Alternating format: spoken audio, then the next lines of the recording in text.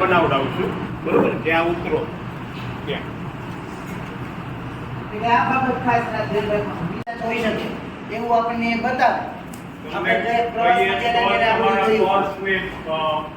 પાણીની બોટલ હારે લેવાની છે, એ પડ્યું રહેવું જોઈએ બસ. એમાં કઈ જોખમ નથી, બરાબર ને?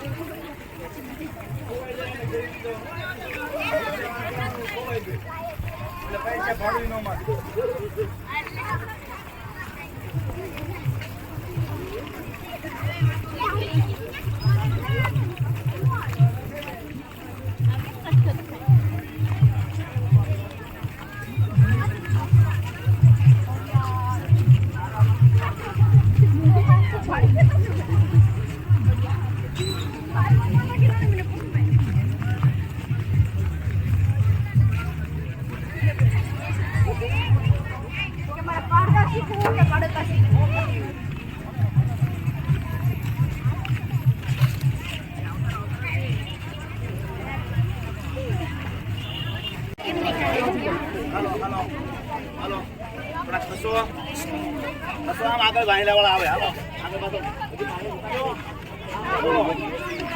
હાલો આગળ અત્યારે આપણે સક્સેસ થઈ ગયા પટ્ટામાં. અત્યારે કામ ચાલુ હોય, પછી આ લોકો વહેલા 4 વાગે ઈટનું નામ શું છે અંગ્રેજીમાં? તમે ભણેલા છો એટલે વાંચી લેજો. છે એનો માર્ગ મેં જોયું કઈ રીતે તમે માટી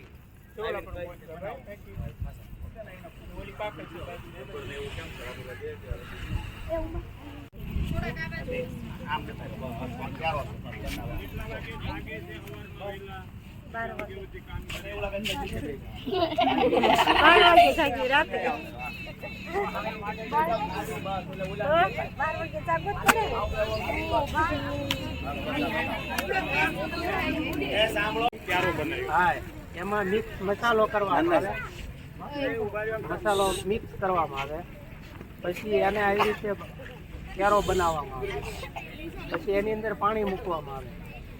હા, પાણી મૂકી પછી એને મિક્સ કરવામાં ઓલી મશીનથી બનાવીશું. મશીનથી બનાવીને પછી એને અહીંથી વેન નાખવામાં આવે.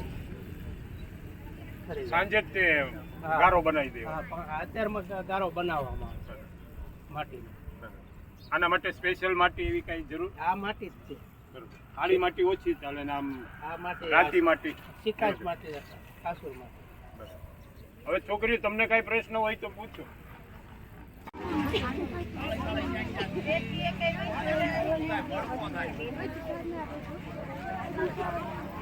હવે બાજુના ભઠ્ઠાની મુલાકાત લેવાની છે થોડી. બાજુના ભઠ્ઠા જોવાનું.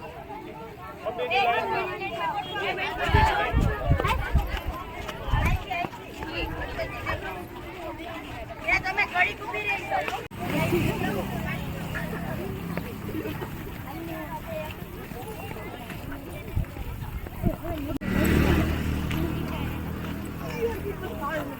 હવે હું કરું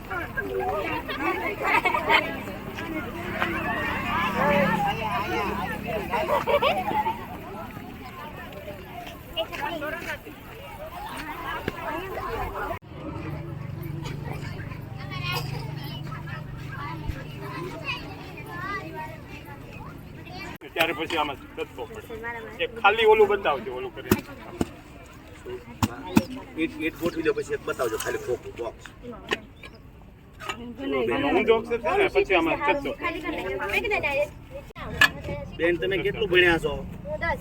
10 ભણ્યા. જોજો ભાઈ 10 ભણ્યા છતાં વાલીને મદદ કરે છે. એક બીજી દીકરી આ જો ઊભા. તમે કેટલું ભણ્યા બેન? 11મું ભણે છે. રહેવાનું એમાં તમે જોજો નહીં કરવાનું. ચોમાસામાં બંધ હોય આ કામ પછી ઈંટુનું કામ.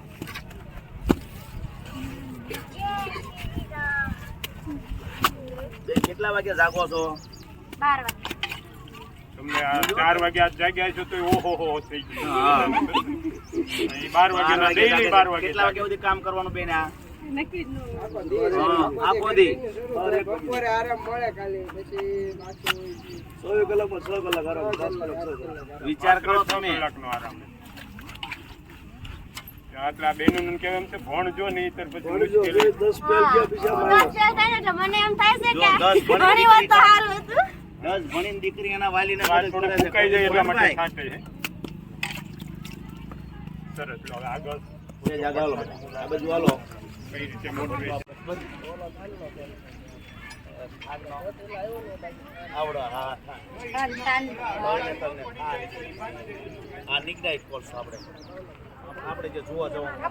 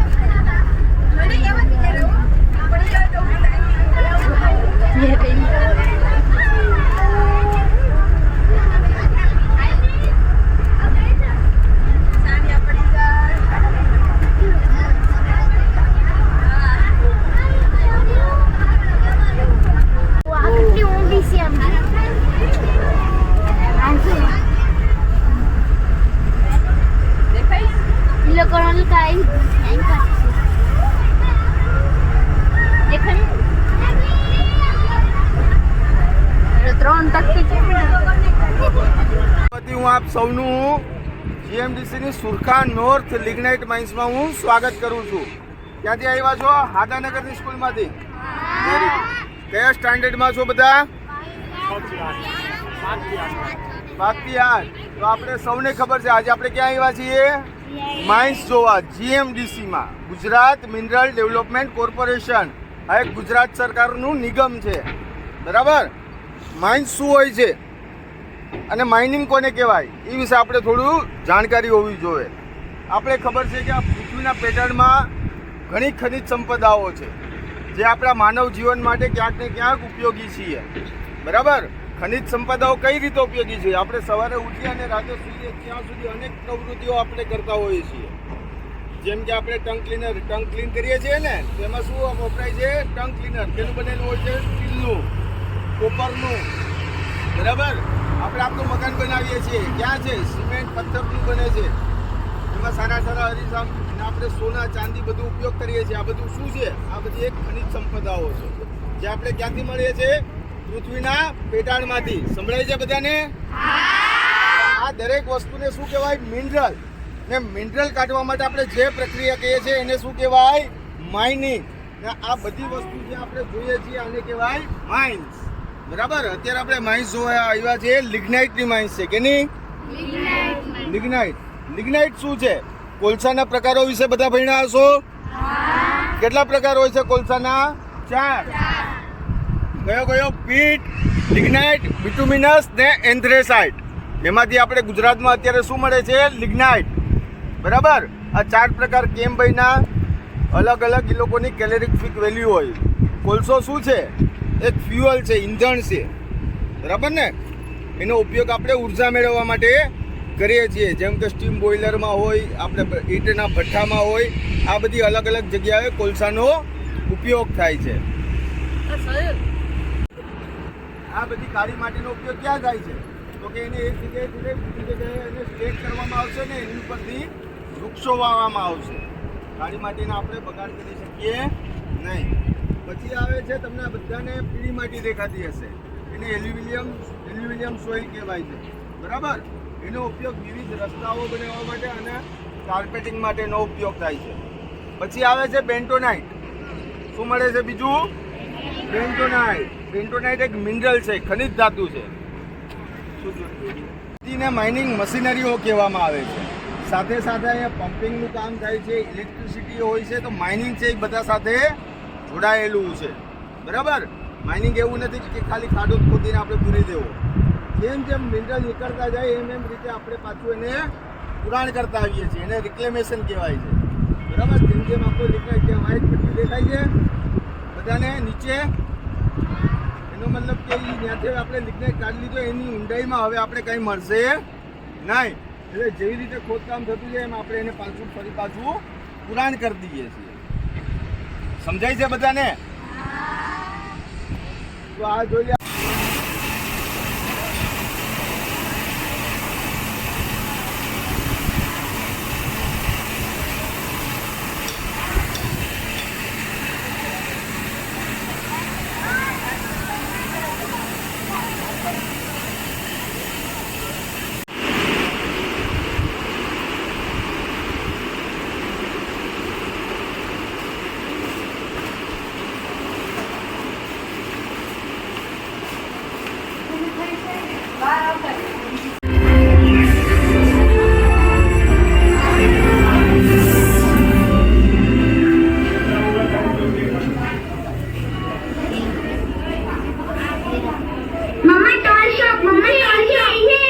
जल्दी करना, हमें घर जल्दी जाना है, तुम्हारा होमवर्क बाकी है।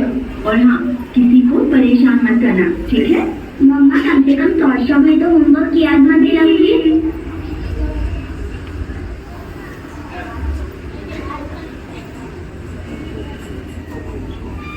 ये सारे सुपर हीरोज तो हमारे पास है रिंकी। हाँ સમજાઈ ગયું ને? આજે એટલી ખબર પડી ગઈ ને કે પીપરમેન્ટ બિસ્કિટ ચોકલેટ કેવી રીતે બને, પછી એમાં શું શું મિક્સ કરે, એને મશીનરી કેવા હોય એ ખબર પડી ગઈ ને? પછી એની સિવાય શું સારું લાગ્યું?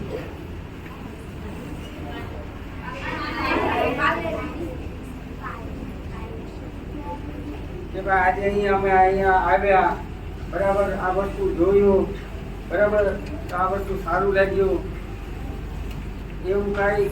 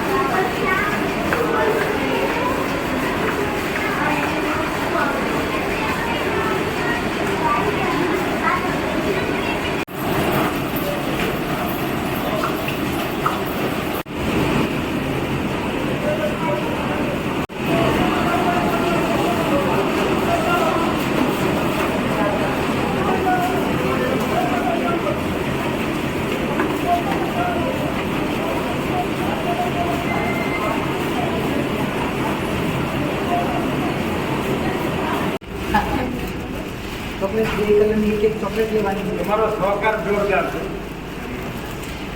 બે કલરની ચોકલેટ લઈ જાય છે. આપણે પરમિશન લેવા જવું પડે ચોકડી હા.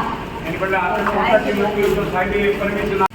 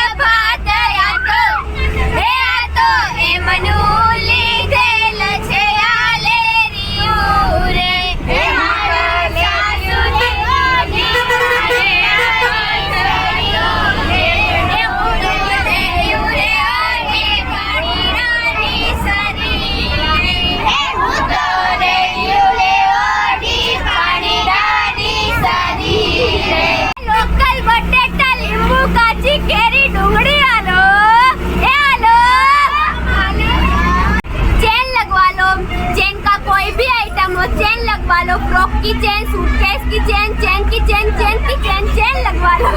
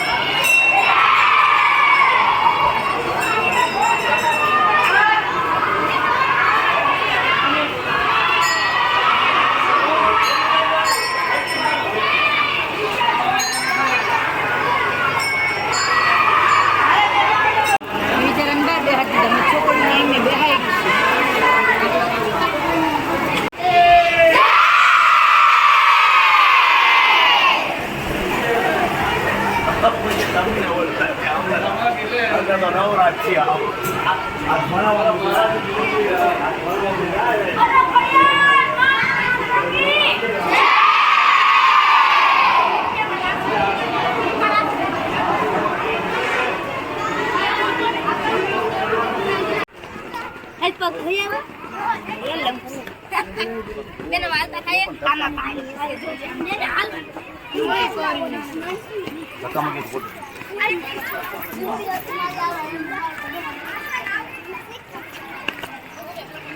આ ભૂમિકા